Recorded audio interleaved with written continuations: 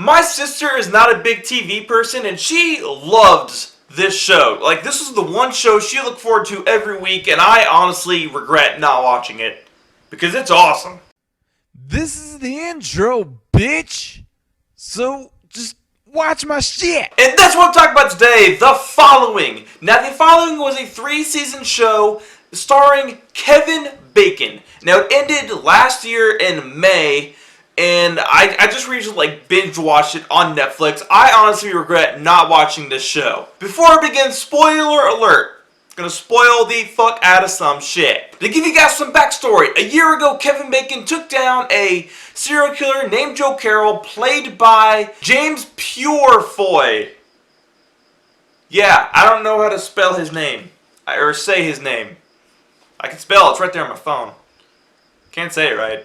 Now, Ryan Hardy, who is Kevin Bacon's character, is an ex-FBI agent. He hasn't been an agent for a little over a year because when he took Joe down, he did some shit that he really shouldn't have, and he got fired or he quit. They didn't really explain much, but that doesn't matter because it's Kevin Bacon. And he's a bit of an alcoholic, and he's a wreck, and I love that this show, it shows the psychological limits that an agent can go through. It shows what it can do to you psychologically. I thought that was great.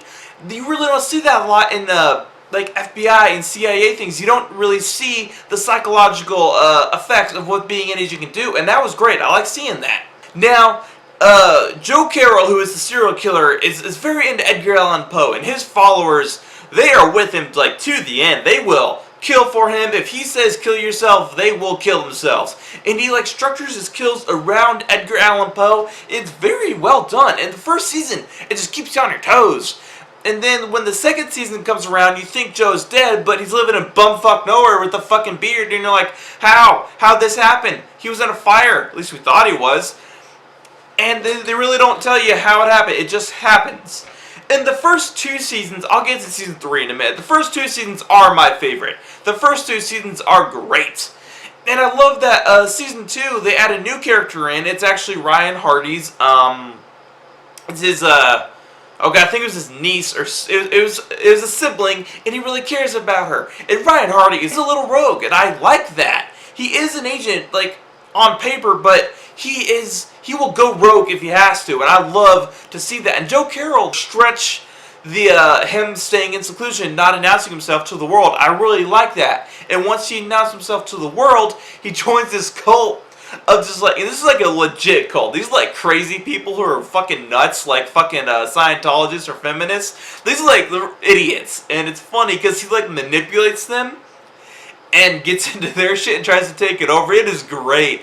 And then like he starts reading the Bible, and he says something like, I've moved on from Edgar Allan Poe to one of the most lucrative and profitable forms of money or something like that. Anyway, it's the Bible, it's religion, how he can extort people for money. And it was hilarious to see, and how he just treated people, and it was so twisted.